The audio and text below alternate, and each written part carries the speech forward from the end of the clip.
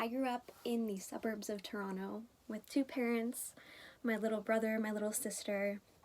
We've had a variety of pets. We have my grandparents across the street. I had a lot of friends growing up. I had stray days all the way through from junior kindergarten until grade 12. I got accepted into the university of my choice, and I'm currently studying there. Basically fulfilling my dream of becoming a teacher, which is incredible, and I am just so lucky, and I'm so blessed, and I know that, and I have so much privilege, and I should be so happy, but sometimes I'm not. Because I did not have a, quote, traumatic childhood, I didn't think that I could have a mental illness. I did not think that it could be me.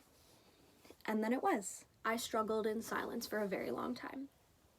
The first year out of high school, I went to a university that is different than the one that I'm currently at, and I experienced the worst mental health of my life, probably to date. And that's when I realized that something was wrong and I needed help. Was that enough for me to actually go and get help? No. But I knew I needed it. So when I transferred schools in the fall, I ended up doing some more research on mental health, and it was a topic that was very spoken about at my university. The institution was great about talking about mental health and making it not a taboo subject, and a subject that people were comfortable speaking about, so I felt like I could speak about it. Diagnosing mental health is hard. Over the years, I've been diagnosed with a slew of mental health issues, but the one that I finally landed on was borderline personality disorder. I remember the day that my doctor told me that I had borderline personality disorder. I didn't even make it back to my room before I started crying. I was overwhelmed. I had no idea what that was, and in my brain, I thought I was crazy. So because I was so afraid of borderline personality disorder, or BPD, I decided to research about it. And after researching about it and seeing the symptoms, I realized, yeah, that's it. They hit the nail on the head with this one. As difficult as it was to accept my diagnosis, there was some form of relief because I felt as though I finally figured it out. I found the missing piece of the puzzle. Now I could get better. And I wish it was that easy. So after I could finally come to terms with my diagnosis, I went back to my doctor, kind of swallowed, and said, okay, let's take this thing head on. What do I do? How do I get better? What meds are you putting me on? What therapy do I do? And so I learned quickly that there is no medication for borderline personality disorder. It just doesn't exist. You can take medication that treats symptoms of it, but you'll never find a medication that's able to help you with all of your symptoms. At least not yet, because it doesn't exist. So that sucked. So now that medication was off the table, I realized that I had to actually actively do something to help myself, which is a lot scarier than taking a couple pills every day. So my doctor recommended DBT, which is dialectical behavioral therapy. This therapy is very intense and intensive, so it consists of multiple meetings a week, so meeting one-on-one with your therapist 2 hours a week, going to group therapy for a minimum of 1 hour a week, and having little check-ins throughout the week with your therapist to see how things are going. I don't know about you, but I just don't have enough time in my schedule to do that, at least not right now. If the circumstances were different and I had more consistency in my life, I definitely would, but for right now, that's on pause. I decided to reflect. I reflected every day for 6 weeks and did some research on dialectical behavioral therapy, and I can genuinely say that I feel good.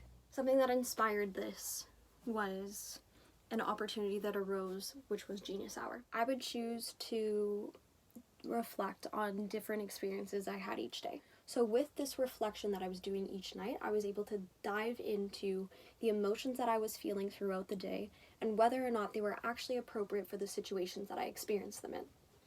And I found that with this reflection that I was doing every night, I was actually starting to do that reflection in situations. So before I gave an initial response, I would kind of think to myself, okay, so if I was thinking about this later tonight, what would I say an appropriate reaction would be? I know in my gut I'm feeling blank, but would I say later on that that was appropriate?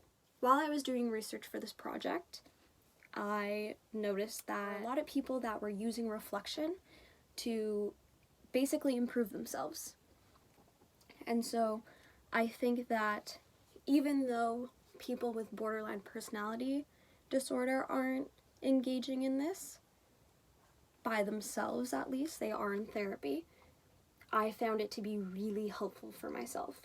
I knew that if I found something and it helped me, that I would want to share it with others and then hopefully it would work for them.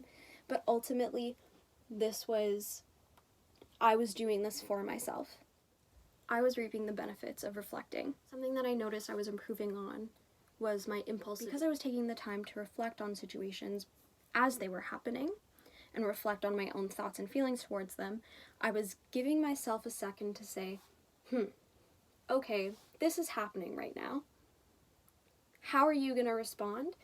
And is that response appropriate? And just taking that time to kind of sit with myself and my thoughts and make that judgment call already has drastically improved my response to situations, kind of fluctuation that I feel with my emotions and the intensity that is.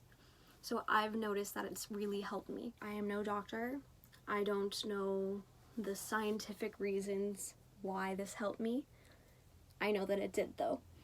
And if you are struggling with borderline personality disorder, I would highly recommend trying to just engage in check-ins with yourself, engage in reflection, because I know it helped me, so maybe it will help you. If anyone watching this is struggling with their mental health, please know you are not alone. There are so many of us, so many. Even if we don't have mental illness, everyone at some point struggles with their mental health. That said, please be safe and please ask for help if you need it. I have 2 phone numbers. The first is for Good to Talk, which is basically directed at post-secondary students that are struggling. Their phone number is 1-866-925-5454. It's available 24/7. And then I also have Crisis Services of Canada phone number, and that is 1-833-456-4566. So if you are in distress or in crisis or want to talk to someone, please do. I hope that you were able to connect at some point and learn something during this talk. Thanks for listening.